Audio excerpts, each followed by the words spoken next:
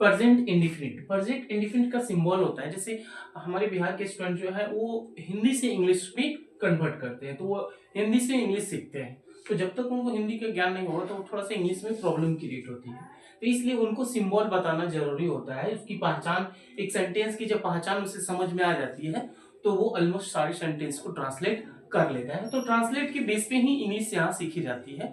इसलिए आपको भी ये सपोर्ट किया जा रहा है कि पहले हिंदी की पहचान होनी चाहिए कि ये सेंटेंस किस टेंस में बनने वाला है, इसलिए यहाँ पे सिंबल बताया गया है। और सारी बुक में पब्लिश ऐसा ही होता है, लेकिन आगे की क्लास में आपको सिंबल नहीं दिया जाता है, वहां आपको एग्जाम में कोई सिंबल नहीं मिलता है, ठीक है। तो वैसे एग्जाम में क्वेश्चन को सॉल्व करने के लिए, उस क्वेश्चन का फेस करने के लिए सिंबल बहुत जरूरी होता है। तो प्रेजेंट इंडिफिनिट का सिंबल है ता है या ता हूं, ती है, ते हैं इत्यादि अगर होता है तो उसे इंडिफिनिट समझा जाता है। तो इसका स्ट्रक्चर जो होगा V1 या V5 अफर्मेटिव के रूप में होगा, और इंट्रोगेटिव इसका बनाइएगा तो डू या डज हो जाएगा। फिर इसका नेगेटिव बनाइए तो उसमें भी डू या does plus not plus V1 होता है। फिर कंटिन्यूअस में आइएगा तो रहा हूं, रही है, रहे हैं इत्यादि होता है। तो इसमें इजम आर प्लस V4 का यूज होता है, ये सब अफर्मेटिव का है। इसमें नेगेटिव में नॉट, ये सब आप जानते हैं, तो ये मैं थोड़ा सा शॉर्टकट में बताया है इसका नेगेटिव के स्ट्रक्चर। इसमें इजम आर के बाद नॉट लग जाता है, ठीक है। और इंट्रोगेटिव में क्या होगा, इजम आर को बाहर कर दिया जाता है। उसी तरह से परफेक्ट में इसका सिंबल होता है चुका है, चुकी है, चुके हैं इत्यादि होता है। तो इसके स्ट्रक्चर में आप लिखिएगा अफर्मेटिव में हैव या has plus V3 plus object, other words भी लिख सकते हैं। उसी तरह से परफेक्ट कंटीन्यूअस होता है ता रहा है, ती रही है, ते रहे हैं प्लस टाइम, राइट। तो हैव या has plus been plus V4 plus time या सिंस 4 का यूज होता है। आप इसको एक पीओटी के नाम से भी जानते हैं, जान सकते हैं, पीओटी, राइट।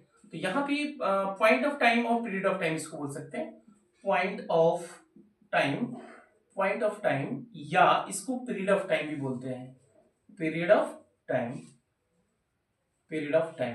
तो पॉइंट ऑफ टाइम क्या हो जाता है, सिंस हो जाता है ना, और पीरियड ऑफ टाइम फॉर होता है, तो फॉर इसको बोलते हैं।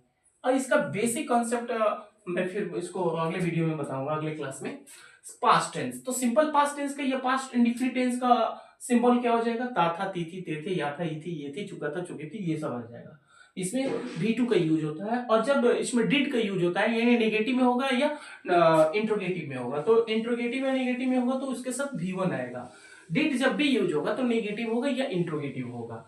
फिर का पास्ट कंटिन्यूअस में रहा था, रही थी, उसमें वॉज वर आएगा और V4 लगेगा। चाहे कोई भी कंटिन्यूअस फॉर्म हो किसी भी टेंस का, उसमें V4 का यूज होना ही होना है।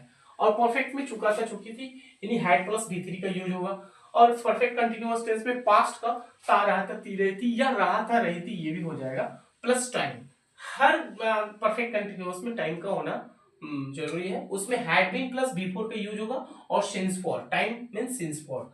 और फ्यूचर का देखिए, फ्यूचर इंडेफिनिट या सिंपल फ्यूचर इसको बोल सकते हैं, गागेगी।